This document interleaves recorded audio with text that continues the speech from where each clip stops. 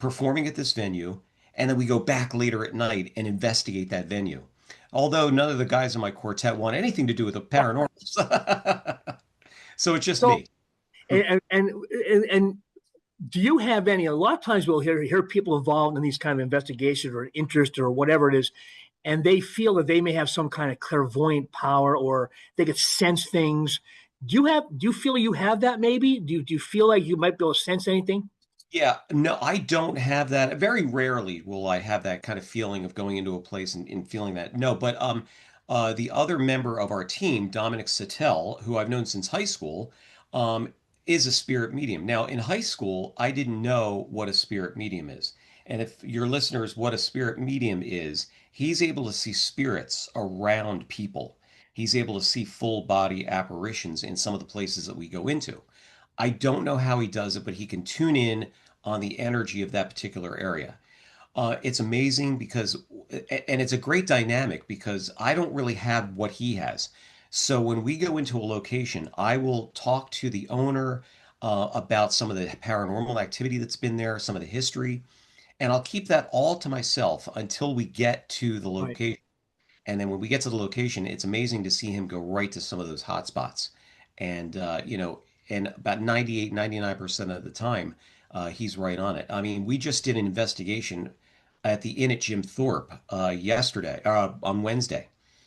And he tuned in on something that no one knew about until the person at the front desk, who is also a historian, told us about this particular incident, which was exactly what Dominic tuned in on. So Wow. it blew us all away. So stuff like that happens, and we're all about like truth-based investigating. We're not using a lot of technology like the spirit boxes and REM pods and things like that. We're using Dominic's mediumship, and really, I always blame Dominic. Within 15 to 20 minutes, something happens on the investigation, and it's amazing what we've captured on video. And we'll talk more about the video momentarily. Maybe we show it later in this podcast or somewhere along the line. Yep. One thing that fascinates me, and I'll watch these shows over the years, and I think let me go back to square one.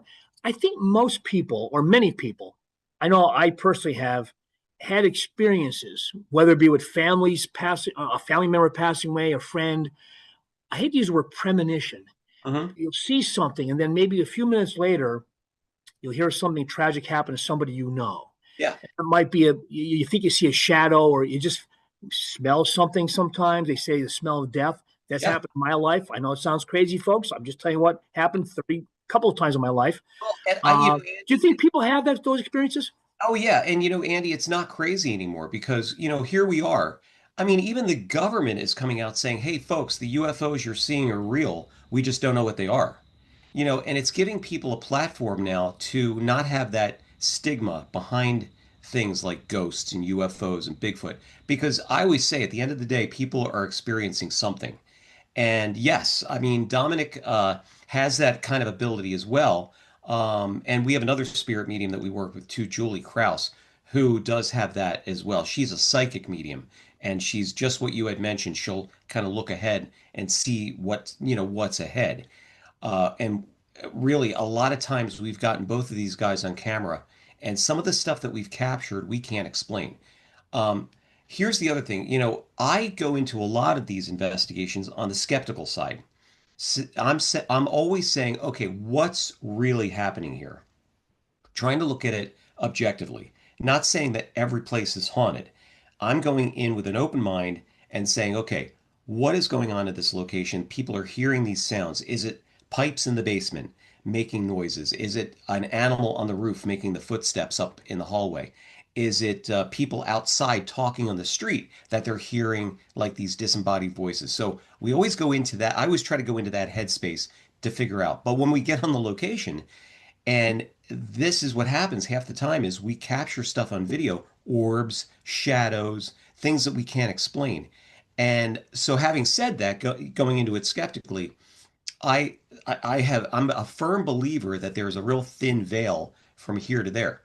One of the investigations we had, what you just mentioned about people feeling and sensing these things, we were at an investigation in Boyertown, Pennsylvania, at a place called New Spirit Old Soul.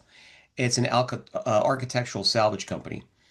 And attached to the property is a 1749 farmhouse that is pretty much in the same condition as it was back then. But it's beautiful. They refurbished some of the wood and stuff like that, Mhm. but pretty much kept it all original.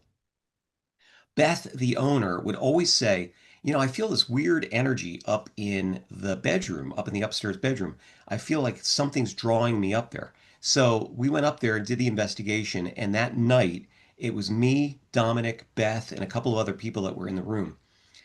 And Beth was in the room, and Dominic was already tuning in on all kinds of crazy spirits and things that were going on there. But in the room, we that night I was using a magnetometer to check some of the electromagnetic energy in the area, and so I'm going by a dresser, and all of a sudden I see the vase of flowers move on the dresser, and I made sure it wasn't the floor bouncing where it was actually making the flowers move, but it was solid.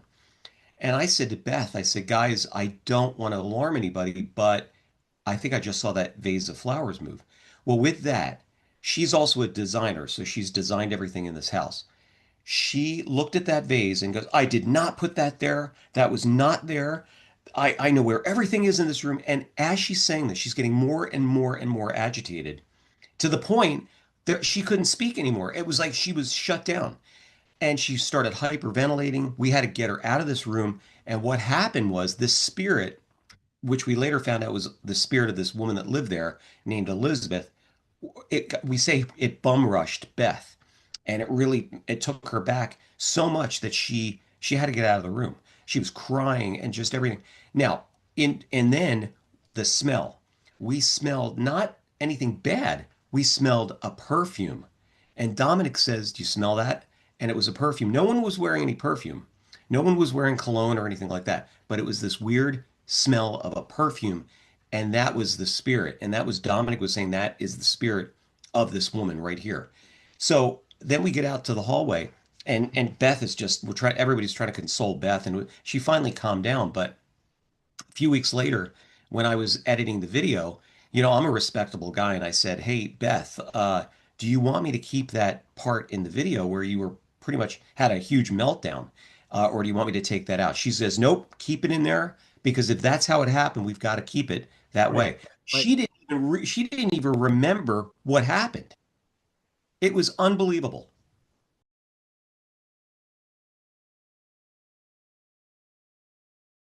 That's the first part of his interview. We'll have more coming up in a few moments. But Paul, you have been out there with another group investigating paranormal activity. And quite honestly, folks, I learned about Paul's venture into the paranormal world not that long ago. We were setting up this podcast, and we'll have more paranormal podcast topics coming up. But when you hear what Eric's talking about and the reaction from his staff and the people, the places he went to that building, what's your take on that? I mean, you've experienced some of these things yourself. Yeah, during one of my first investigations, he talks about like smelling of the perfume.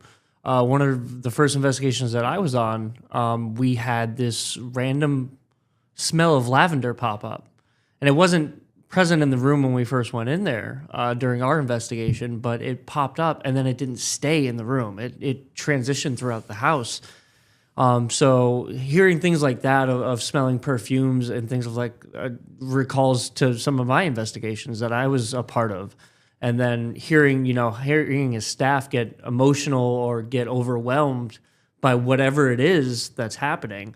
That's very real. That's stuff that's happened during our investigations when I was a part of the team that was based out of the Wilkes-Barre area. We had members that would get very emotional, and we'd have to take a step outside and calm down and gather our thoughts and get ourselves back into a proper mind state because, we're there to help the client. We're there to try and make the client have at ease, essentially. And you got to figure out too, if people are reaching out to the group you worked with, which we hope to have on our podcast, a future podcast, and along with Eric Mintel's group, if they're reaching out to you and they're bringing somebody else in, people they don't know, whether they're imagining it or not, it's real to them. Yeah. So they're looking for some kind of an explanation. And there could be an explanation. Again, we're not here to say we believe in Casper the Ghost or demonic possessions. We're just reporting, and our guests are reporting what they've seen and what you have seen out there in your investigations? Could they all be explained away? Of course, yes. But people are talking about this kind of thing. And I always say, even my own life experience, and I've been a reporter for 50 plus years covering the good, the bad, and the ugly, some very bad things. I know what I've seen over the years, sometimes on this job. And, driving home at night, Paul, and you're a younger guy coming into the business, I'm like, what did I see? What did I smell? What did I hear there? Again, maybe it could be explained away. I don't know. That's what we're talking about today. Okay, Paul Davis, my 2822 News colleague and reporter who works the street with me in northeastern PA. We're going to talk to you more about your experiences later in this podcast. We're going to take a short break, come back. We'll have more with Eric Mintel about paranormal investigations. We'll be right back.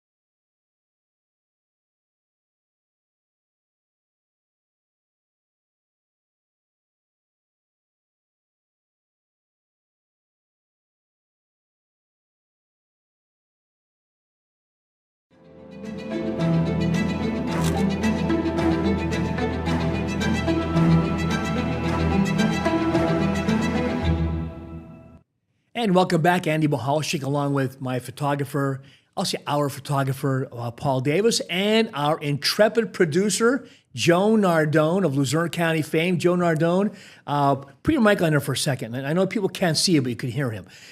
We're only about a third of the way through this podcast about paranormal investigation. What do you think about what you're hearing so far? Yeah, I mean, it's all very interesting. Like when Paul is mentioning, and Eric as well, the smell that comes in the room, nobody's wearing perfume and you smell it, like you said, the lavender.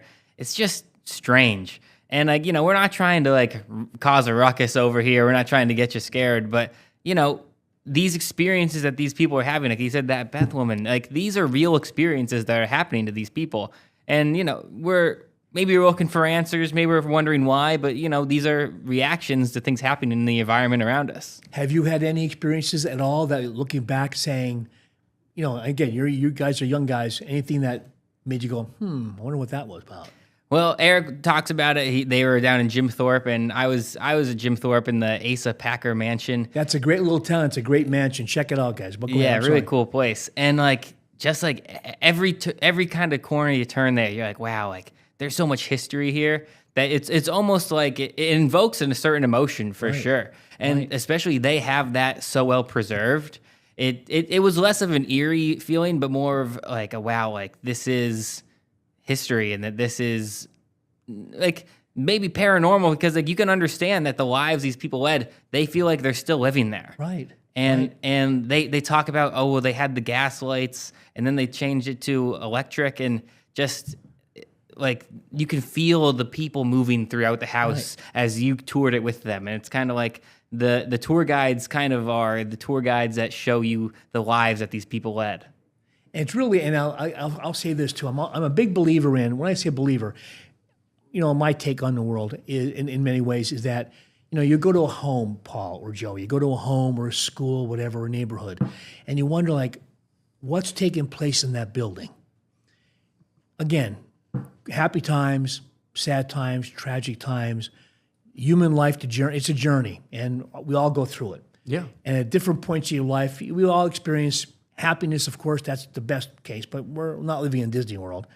And there's some tragic things where human beings, so things happen. So you wonder why, like at the Asa Packer Mansion, what happened there all those years? What happened in this house? And you hear a lot about good energy, bad energy. Maybe it's energy, I don't know. But there's a lot that people have inquiring minds and they want to know. Okay, we're going to talk to Paul Davis again in a few moments. Joey Nardone, thank you. Let's go back to more of my interview with Eric Mintel, a paranormal investigator. It's interesting because we have a lot of things we could talk about. You're familiar with the Smurl family hauntings in West Pittston, Luzerne County. If you're not, if you Google Smurl family hauntings, we did a lot of, it was back in the late 80s, early 90s. You knew the Warren couple. Oh, yeah. They were ghost hunters. They came, it got national attention. I believe the local diocese did a priest came to the house, that kind of thing. We'll be doing more of that on another podcast. But, when you talk to people who live near the house, they said, we never heard a thing. But if you talk to the family, they will tell you, listen, I'm just telling you what I've experienced.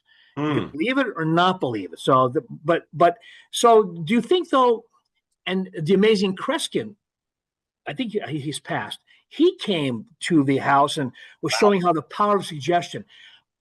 What's your knowledge of the power of suggestion? He was able to bend a spoon or make something move across the room. Is that EMFs? How does that work? And could that what you guys are experiencing? Could it be a power of suggestion making something happen? We did not so much the power of suggestion, but it seems to me like when we start doing these investigations, and when Dominic is on it or somebody that's got some very high energy, things seem to ramp up a little bit.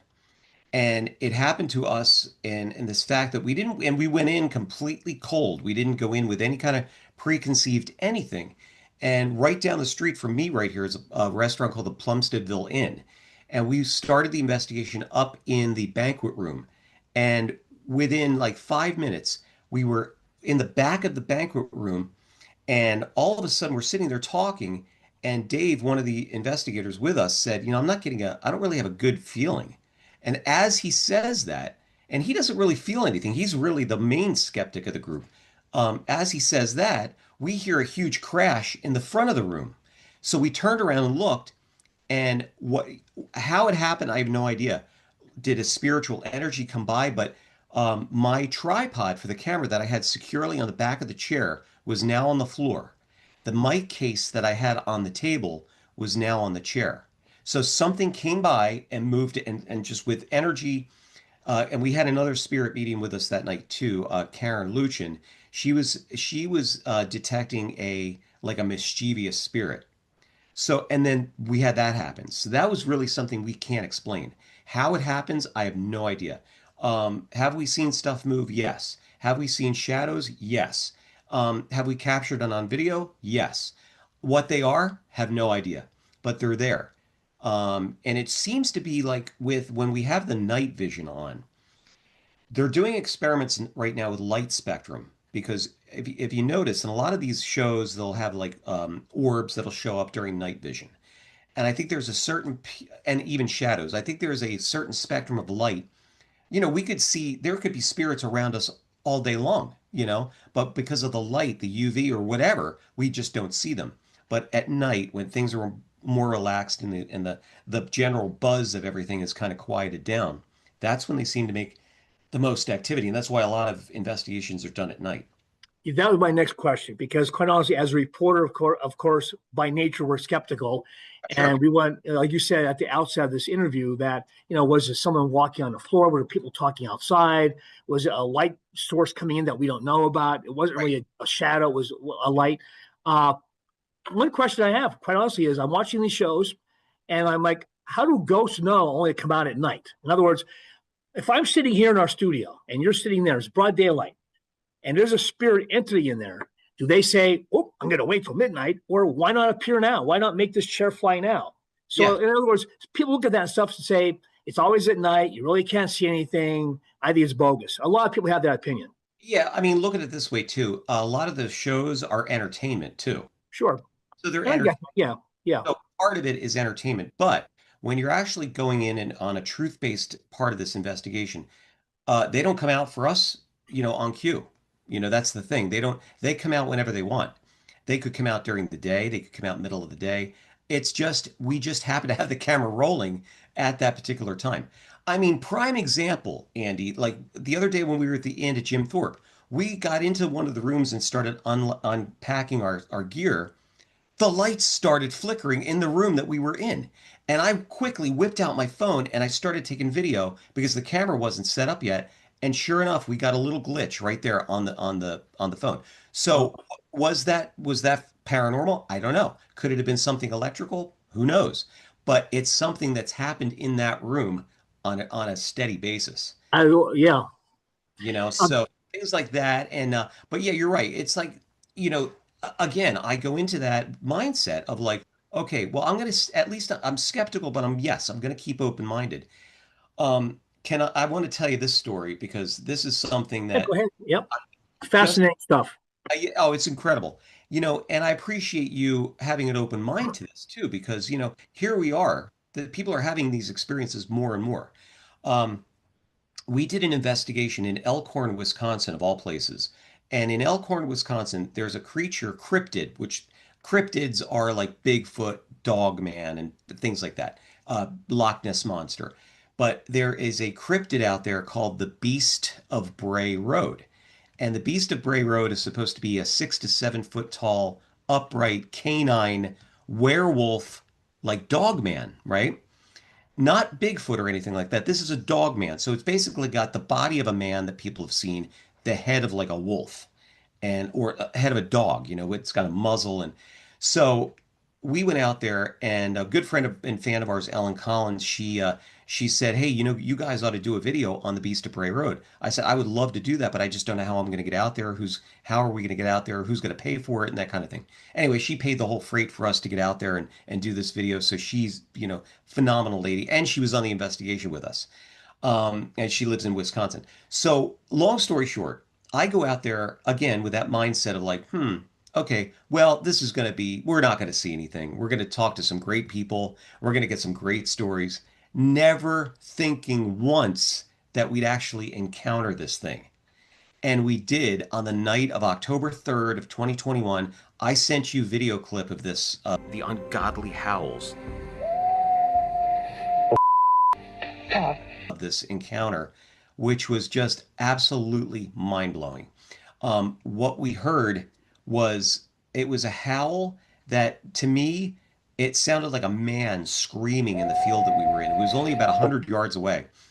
Uh, we had so much activity that night, Andy, from UFO sighting to these howls, eye shine to a weird mist that came up from the property while we were there, and then the entire town of Elkhorn lost power that night. So it was just crazy. So there was something there, and it was we were in a dangerous situation because months later, I listened to those howls on headphones. I don't know why I didn't do it then, but I listened to the headphones or listened to the howls on my headphones, and there was three howls. There was one way in the distance, one in the middle, and then the loud one that we heard. The second howl, it's we had heard a growl behind us. So they were moving in on us slowly, whatever they were. Now, it wasn't a coyote, it's not owls, not foxes, not screech owls, nothing like that. I've had hunters listen to this who are outdoors people. Everybody that I've had listen to this howl says it's the same thing. It sounds like a man screaming. And to give you perspective, we had, and you know what these are, the little lavalier microphones, Sure. right? Yep. Yep. We had those little lavaliers on, and just to catch our, close miking, it was so loud on site that it picked it up. Picked up. That's how loud it was. So when we're standing there, it's 100 times louder than what you're hearing on the video, but it's loud on the video. Do you, Paul Davis, I think I've seen Dogman walking on South Main Street in Wilkes-Barre. I'm pretty sure. I'd have to go to Wisconsin. I'm pretty sure. Okay, I just look at that, and it's amazing. I mean, but yeah, I think I've seen Dogman. I think I've covered his arrest actually, and we're having some fun. But it's one of those topics where. You hear these stories about Bigfoot, and I always offer it, and we'll talk to Eric Mattel more in a few moments. We'll talk about your experiences later in this podcast, but it's like Bigfoot. You think about all the technology we have satellites, we have drones now especially, and you can't find Bigfoot, and you can't find this dog, the beast of Bray Street, whatever it's called. I mean, so it still raises the question, people who live there or live in that house or live in the neighborhood, and we'll have more on the Smurl investigation in West Pittston coming up on another later podcast, which gained nationwide attention, Paul, and also is the basis of the newly released movie, The Conjuring. Think about it. All things come back to NEPA, right? So what do you think about what you heard about there? It's his experiences are profound, and just to have those, like to have somebody to pay you to come on out. I just keep thinking about the dog man on South Main Street. It's almost too unbelievable to be true. But for people to pay him to come out there and say, listen, you can think what you want. We want you to take a second eyes on it, Yeah, and he's talking about, aside from like just the dog man and the UFO sightings, which I've had my own UFO sightings in my life, but we're talking about like paranormal happening throughout the day, and he's mentioning how they're setting up for a shoot and the lights start flickering. Now, could that be electrical? Very likely, could very well be. But if it's not happening on a consistent basis, what do you chalk that up to? A freak accident, or is it something more? I know personally on an investigation that I was on, we weren't set up to really start running and gunning yet for the investigation itself. We were just setting up for interviews. And we were hearing growling in our microphones, and we had a mirror fall off a wall that had been sitting up on a shelf. This is before you were just arrived at this location? Yeah, we were just arriving with another group. No, with Eric. Not with Eric. This was with a different group that was based out of the Wilkes-Barre area. We were doing an investigation, and we showed up to the client's house, and we were setting up for an interview with the client just to hear what they have gone through, hear what their experiences were. And the rest of our team is outside. They don't have pets, and we're hearing this growling happening. We have the mirror fall off the wall, off the shelf, I should say, and break. And the client was aptly a little freaked out because like they've had that mirror up there, that display the way it was for years, and to have it come falling off before we're even ready to film just goes to show you that at times these events don't wait for you to be ready for it to happen. And at times you can't get them to happen. At times you come in and you want experiences and nothing happens. So it's not something that you can make happen. It's something that just naturally occurs on its own. And it's baffling, honestly. And I said the universe is so mysterious. And we weren't, it's been here for millions of years. So who am I, or who are we in the year 2025 to sit here and thinking we have all the answers? Super geniuses like Einstein and people now who are super smart are trying to figure it out. So what does the average person think? Okay, we're going to take a short break. I'm getting the cue from Joey Nardone, our producer. Paul Davis, thank you. We're going to talk to you in a few moments. We'll be back after a short break with more of my interview with Eric Mattel, a paranormal investigator.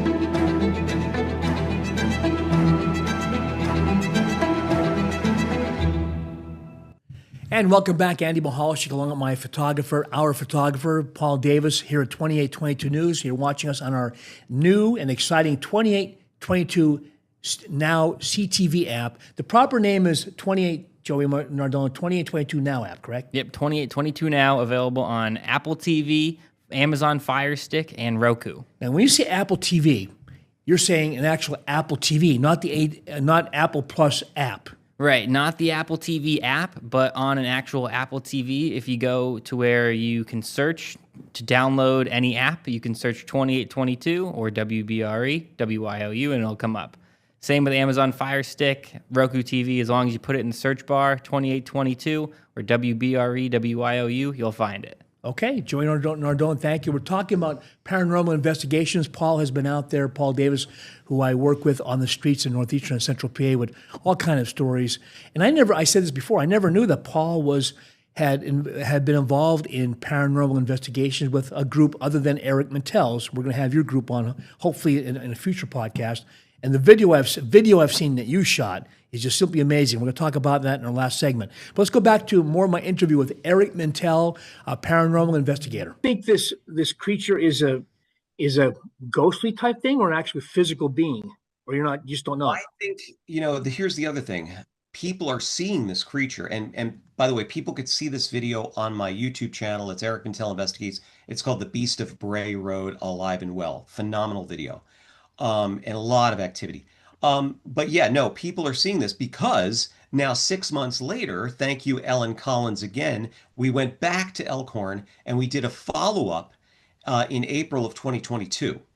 And we did it at this, I think it was the Matheson Memorial Library in Elkhorn.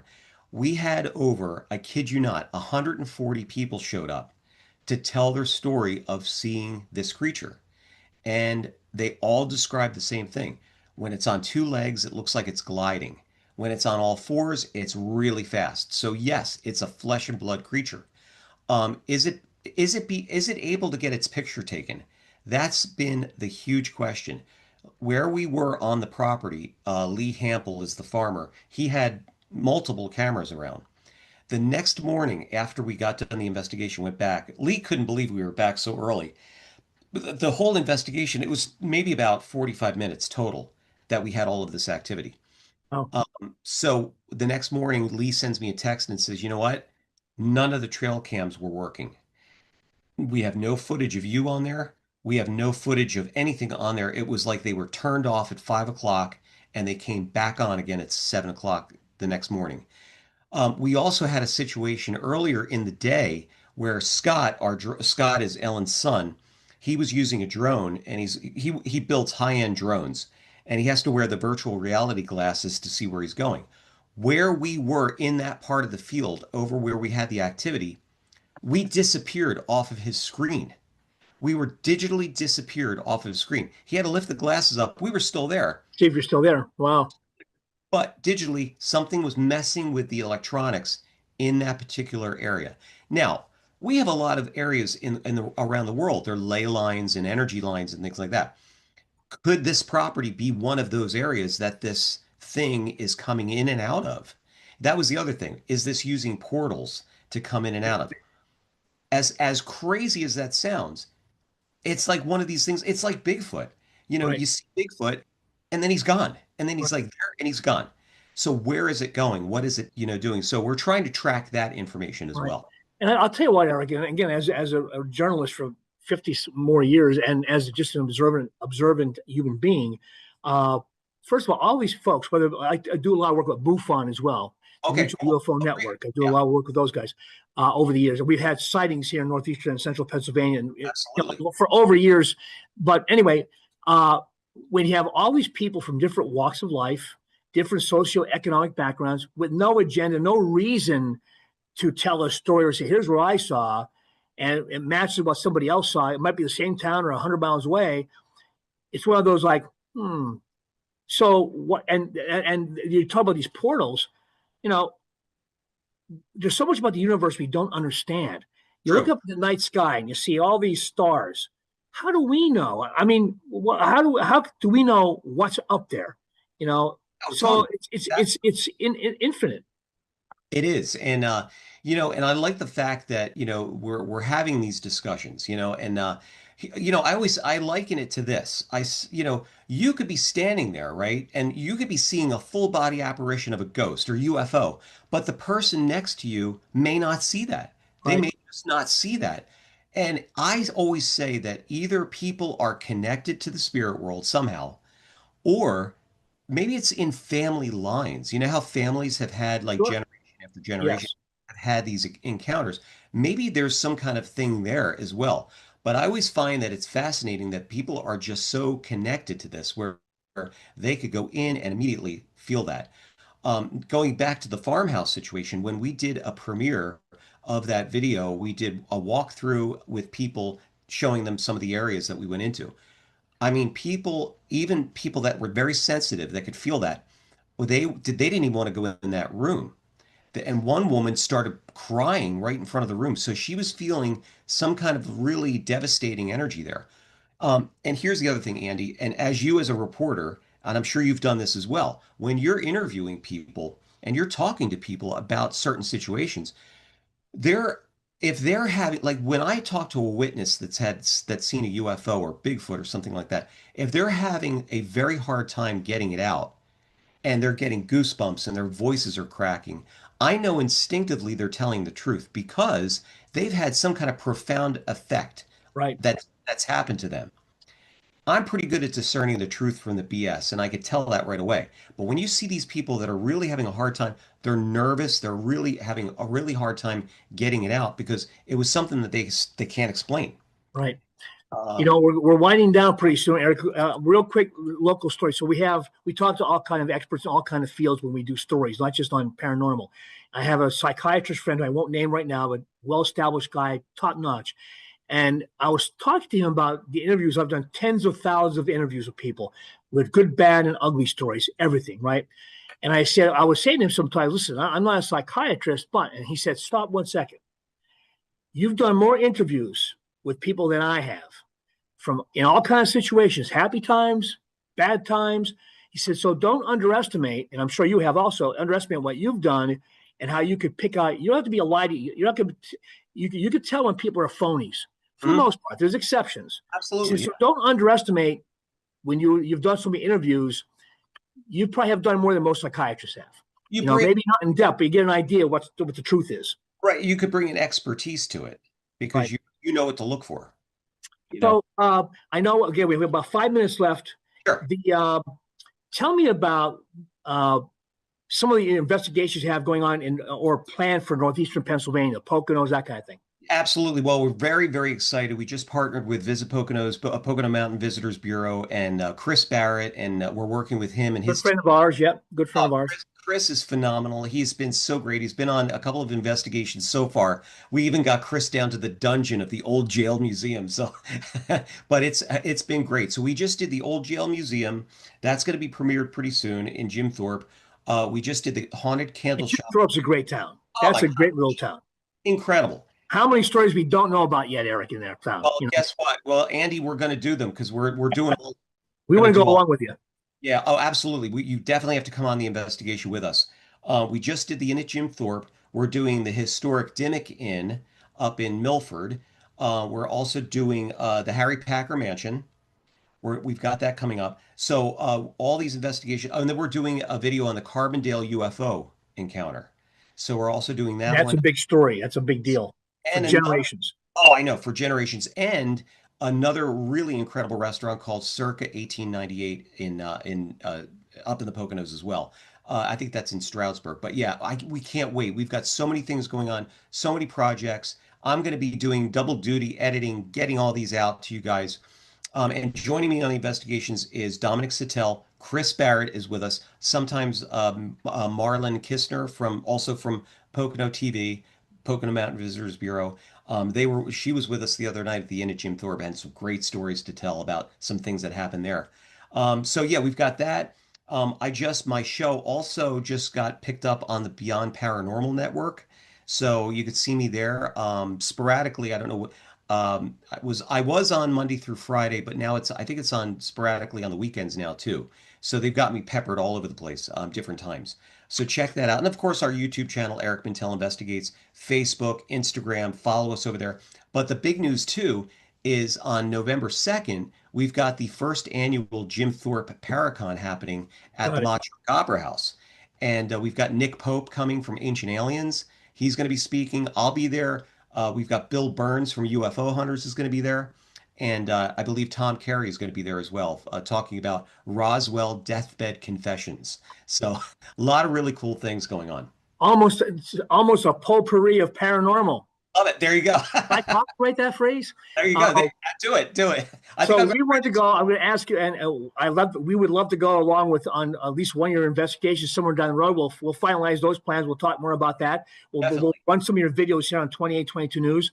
And Eric, thank you so much. We want to do more projects with you moving forward, if that's possible. Absolutely, man. Let's make this a weekly encounter. That would be a paranormal encounter. Or virtual. Well, thank you. I appreciate your time. Keep plugging away, and then we'll talk more moving. We'll talk more moving forward. Okay. You got it. Thank you, sir. You gotta love that potpourri of paranormal. I know Joey Nardone likes a potpourri of paranormal at the Paracon in, I think he said Jim Thorpe, I believe.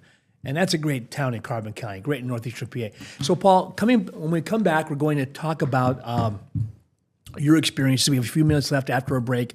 Talk about what you've seen out there, what you think about this. I want to get Joey Nardone's comment on what we've heard in this whole podcast. We're going to have more on the paranormal, folks, including the Smurl investigation in northeastern PA years ago. That's the base of the Conjuring movie. And we'll hear more from Paul in a few moments after this short break. Stay with us.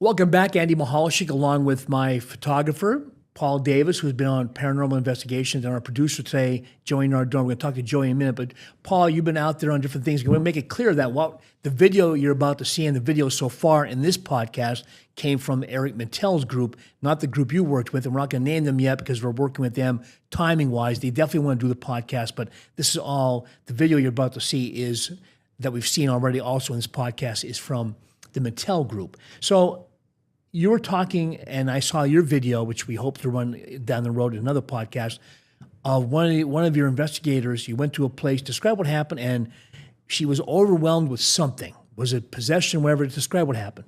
Yeah, so we were in the heart of the investigation. We're all crowded in the master bedroom of this location that we're at. And this is an area of the house that had a lot of activity, according to the client. And one of our investigators started acting abnormally. She wasn't acting like herself. She started growling and hissing at us and moving abnormally, which we turned the camera towards her. And the lead investigator, who's also a spiritual medium, was very concerned and started basically saying, "I rebuke you in the name of Jesus Christ. I demand you to leave this vessel." And she would hiss, and at one point we actually the lead investigator put a cross to her face, which she then started to hiss. But during the video, and hopefully we can show that when we have our upcoming podcast with them, you can actually see her eyes are almost completely blacked out. And could that be a trick of the camera or the way the night vision is? Not sure. Don't fully know what happened, but I know what I saw, and what I saw was abnormal. It was not normal behavior for this member of our team.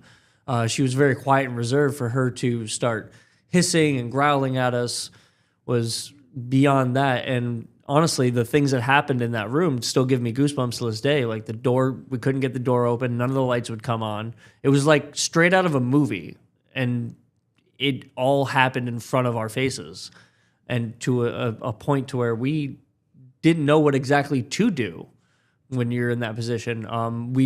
She did eventually come out of it, and she doesn't recall the incident as well, to my knowledge, unless she ever did recall it. But when we talked to her, she didn't recall having that happen to her. And we did eventually have a priest come do a Catholic rite of exorcism on that location. On the location, not on her per se. Not on her per se, no. Did that, whatever was going on in that location, again, don't say the name of the family or whatever, of the place, but did that seem to work? Yeah. The exorcism? They stated that there was an overwhelming feeling of peace after that we had that happen. And, the priest came out, did what he was going to do with his proceedings of doing a Catholic rite of exorcism. But the family, from my understanding, is at more peace now since that investigation, since we had that happen, than what they were when we went in, which was the goal. We wanted to bring them peace and have them be, comfortable in their own home. And it could all be, and again, folks, we're not saying we believe in exorcism, that kind of thing. People have a faith, they believe what they want to believe, or what they feel in their heart. But maybe that peace, Paul, you were saying that the family had or the people had, could have been a response to, now they think something cleared up. Yeah. Because of the procedure. But for whatever reason, they had peace. Okay? Now, when the group you were working with, how many, did they get a lot of calls from people asking for help? Yeah, we would do several investigations a month, mostly on the weekends, because everybody in the group has a full-time job, so we were all working. But essentially, we would go out to different locations throughout, not just the Wilkes-Barre area. We traveled outside of the area too. I know we'd gone out up to 2 hours away to some locations, and that would be clients calling us saying, "Hey, I don't know what's going on in my house. I think it might be paranormal. Can you come out and take a look?" And we would go out there, hopefully to debunk it and give them some peace, and hopefully, it's something simple like the pipes are just really old and it's making the floors creak. But we've had experiences to where we thought we were in a time loop, or we were talking to somebody from a completely different time zone. Wow. We have about less than a minute and a half to go. Joe Nardone, we can hear your voice. We can't see you. What do you think about what you're hearing today? I mean, it's also interesting. It all is human experiences, and nobody can deny anybody else's human experience, I think. And like Paul's saying, these people, they're uncomfortable. They might not be comfortable in their own house, their building, whatever, and they seek out the investigators, and then they find more peace. Or like they said, after they did that ritual, they felt more at peace in that building. And I think that's what matters, is that the people are more comfortable in their homes, in their wherever they are. And yeah, like you could be a denier, you could be a believer. It doesn't matter. You have to still say that these people are getting real emotions out of these things, and they're reacting in very real and visceral ways. And now they're feeling something better. Right. So. And that's the ultimate goal. We're running out of time. We're going to have more podcasts on paranormal investigations. Watch out for our Smurl investigation podcast. Google it. You'll see what it's all about. It's the new movie Conjuring that's based on that. And I've been in touch with some family members, so we're going to try and get them on here and talk about their situation. And check out all of our podcasts. And for a blatant promotion, check out my podcast on the mob and NEPA, past and present, otherwise known as the mafia, UFOs, cold cases, the Hugo Selinsky, the convicted killer with a graveyard, his body's buried in his backyard. Never before seen video with that podcast. Cold case, we have human trafficking. They're all out there. So keep an eye out for the Mehalshick files, which I think is pretty cool. We love the podcast format because we talk about these issues in more in depth, more in detail. So Paul Davis, thank you very much. We'll be back on the street covering the news in NEPA and Central PA. Joey Nardone, thank you very much. And thank you for joining us. We'll see you again next time. Most importantly, be safe out there. See you.